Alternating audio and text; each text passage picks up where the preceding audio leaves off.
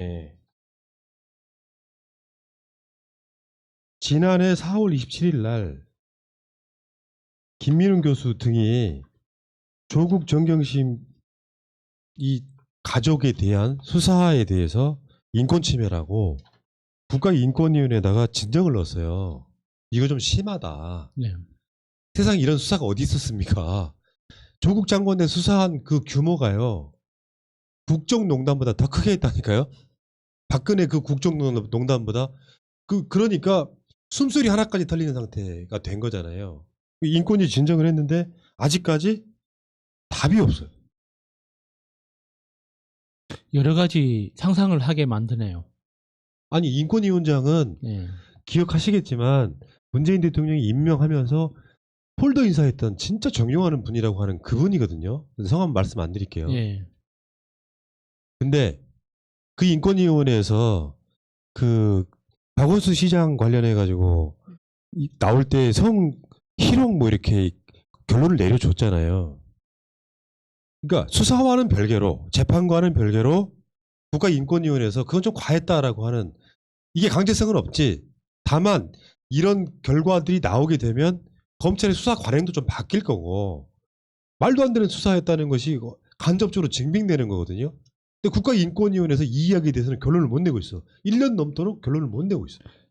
그러니까 인권위원회가 그동안 우리 사회에서 중요한 어떤 판단을 많이 해줬기 때문에 이렇게 일방적으로 뭔가 뭐 비난하거나 그렇게 이야기하기에는 좀 조심스러운 측면이 있어요.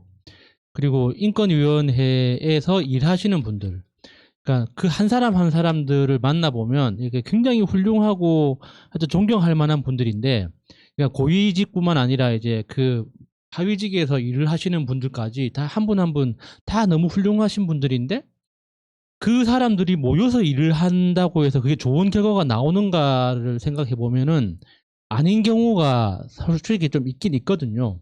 그러니까 대표적으로 이제 젠더 이슈 같은 경우에는 그러니까 내부적인 그러니까 투쟁이 굉장히 심하기 때문에 빠른 속도로 판단을 못 내리는 경우도 많고, 그리고 이게 조국 교수 같은 이런 케이스도 그러니까 이 자기들이 먼저 나서서 어떤 의견 개진하기가 서로 눈치를 보다 보면 합법적인 방법으로 계속 연기시킬 수가 있는 거거든요. 그러니까 3개월 단위로 뭔가 이게 판단해야 되는 안건을 정리를 해내야 되는데 이게 절차상 하자가 있다는 그 이유 하나만 달아도 그 다음 분기로 넘기기 너무 좋거든요.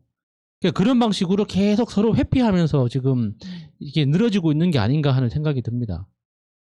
근데 우리가 뭐 박근혜 정권이었다면 당연히 뭐 했어 하면서 여러 가지 의심을 하겠지만 지금은 그렇게 이야기하기는 힘든 것 같아요. 그러니까 이게 이제 민주화의 역설 같은 거예요. 역차별.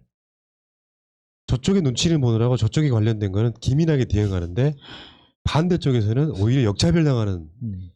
사실 박근혜 같은 정권은 그런 거잖아요.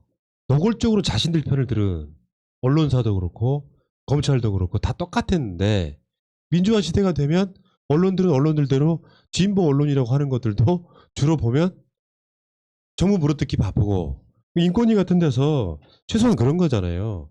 조국 장관 인권위가 어떻게 보면 조중동 프레임에 지금 딱 걸려 있다고 보는 거예요. 아니 수사 결과를 떠나가지고 재판 결과를 떠나서 이건 좀 과했다. 인권 침해가 맞다라고 결론 내려주면 조중동이 물어뜯을까봐 겁나는 거야. 난 그렇게 봐. 근데 인권위는 인권위에 대한 그러니까 지난번 왜 박원순 시장에 대한 그 인권위의 결정을 보고 아 그렇지 인권위는 법원이 아니지. 왜냐면 증거나 이런 거를 따질 필요가 없는 거예요. 네. 피해자만 이야기만 듣고 박원순 시장은 돌아가셨으니까 그것에 대해서 평가를 하지 않고 그것 때문에 인권위가 잘못된 그러니까 인권위의 결정이 모두 다 옳은 건 아니구나라는 시각을 깨워줬단 말이에요. 사람들한테. 그러다 보니까 지금은 상대는 검찰이고 상대는 미투일 때 이렇게 상황이 바뀌면 대상이 바뀌면 판단도 바뀌어지나? 그냥 정치적으로 생각하지 말고 또 이렇게 이야기하면 박원순 시장 때문에 열받는데 그러니까 그 인권 침해가 어떤 정도냐면 있지도 않은 사실을 가짜로 피사실을 공표해 언론에다가 슬쩍 흘려 그래가지고 모욕주기 방식의 보도가 너무 많이 나왔지. 그게 대부분 다 검찰 발이었단 말이에요. 피의 사실 마찬가지죠. 재판을 해봤더니 사법포트 같은 건 사실 존재하지도 않은 거야. 간단히 말해서 예. 범죄가 존재하지도 않았다고. 근데 지금 굉장히 많은 사람들이 조국 내 가족은 그 당시 언론 보도가 나왔던 대로 기억하는 사람들이 많아요. 손가락질하는 거야. 오늘 같은 경우도 그 국민의 지임 젊은 최고위원 하나가 조민 씨 한일병원에서 근무하는데 뭐 조민 씨가 내 의사가 되면 어떻게 막 할까 뭐 이런 식으로 했다가 지금 그 수사받고 있는 거 아니에요? 네네. 사실과 다른 부분들 사실이라고 할지라도 검찰이 유포하면 안 되는 것들을 다 공표해가지고 가족 하나를 돌이켜놨어.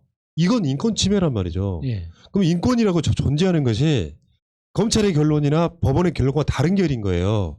어찌됐건 간에 무슨 일을 함에 있어서 인권이 심각하게 침해됐느냐만 판별해주면 되는 거라고. 근데 그걸 진정을 넣었는데 1년 넘도록 그걸 안 해줘. 이게 가장 큰 문제라는 거예요. 근데 지난번 인권위의 판단을 보면은 사실 이럴 거면 인권위가 왜 있나 싶거든요. 박원순 시장에 대한 결정 같은 걸 보면은 그냥 피해자가 주장하는 대로 그렇게 따라가는 거잖아요. 그렇게 판단해버리고 그렇게 치면 이럴 거면 방통위나 언중위도 마찬가지입니다. 존재의 이유가 뭡니까?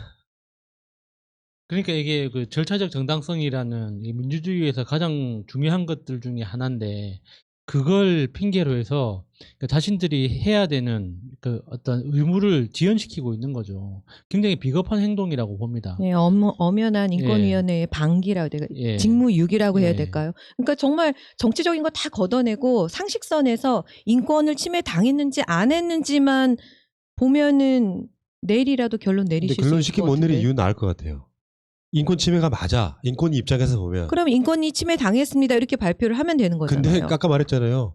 조중동 프레임 때문에 함부로 발표 못 하는 거야. 인권위 문 닫아야지 그럼. 아, 그러니까 내 말이. 옛날에는 국가인권위원회에서 굵직굵직한 것들을 그러니까. 소명해주고 억울한 피해자들에 대해서 인권을 지켜줬는데 지금 그러지 못하고 있잖아. 이렇게 많은 증거가 있는데도 불구하고 맞습니다. 인권 침해를 당한 예. 정황들이 분명히 있는데도 불구하고 어떠한 정황도 없는데 증거도 없는데 박원순 시장 건을 성희롱이라고 단정지었던 인권이기 때문에 크게 기대는 안 합니다만 국가기관은 자기 나름대로 할 일도 하는 거예요. 이명박 때처럼 4대강을 건설하는데 환경부가 동참해버리잖아요. 인증샷 날려주는 거야. 괜찮아. 예. 4대강 해도 환경 안 망가져. 박근혜 때는 그랬다고. 원자력 안전위원회 원안위가 원전들 더 가동시키게끔 그냥 인증샷 날려주는 거예요. 예. 국가는 그렇게 되면 안 되는 거였잖아요. 인권위원회 같은 존재하는 이유는 어찌됐건 인권 침해냐 아니냐만 판별해주면 되는 거잖아요. 여기까지 이야기할게요.